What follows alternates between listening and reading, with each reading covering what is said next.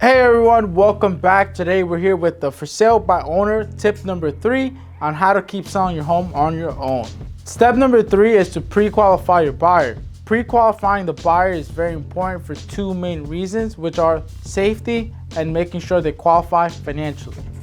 Making sure they qualify financially is important because this is going to determine how long the sale of your home is going to take.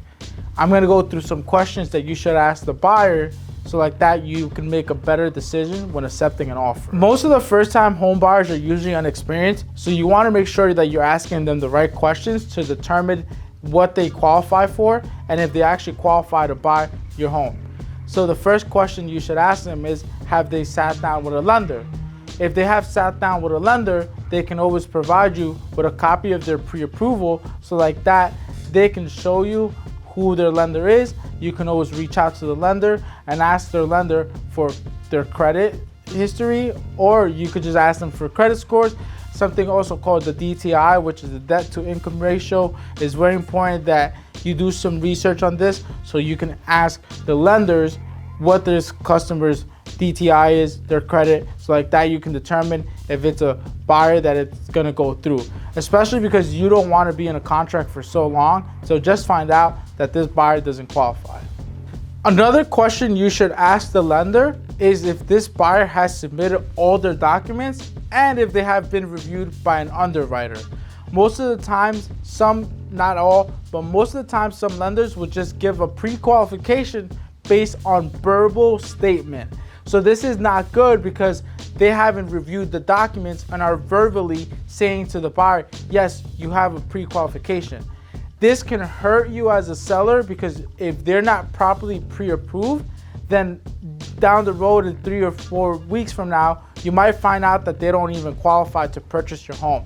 So it's important that you ask them if they're pre-approved, if they provided the documents, if they've been underwritten, so like that you can make the secure choice and pick that offer that's gonna close right away. Another important step of pre-qualifying the buyer is finding out their motivation.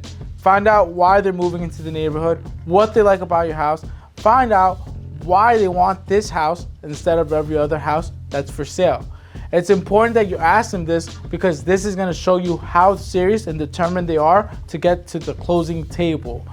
Also, another important question to ask them is, hey, do you have a home for sale that you're selling in order to buy this home? This is important because you have to ask them where they stand in that process if they are selling a home, so like that you know and you're aware of that sale, because your home might be contingent on that sale, meaning if that deal falls through, then your deal will fall through. So it's important for you to ask that question right away so you know which offers you're going to prefer and which ones you're going to stay away from. Lastly, make sure you discuss specific timelines and closing dates.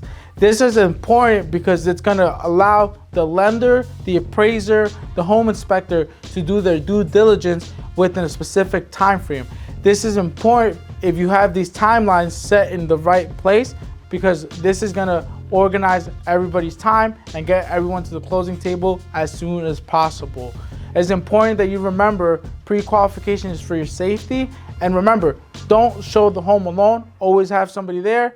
Make sure to comment, like, subscribe for more tips on how to keep selling your home on your own.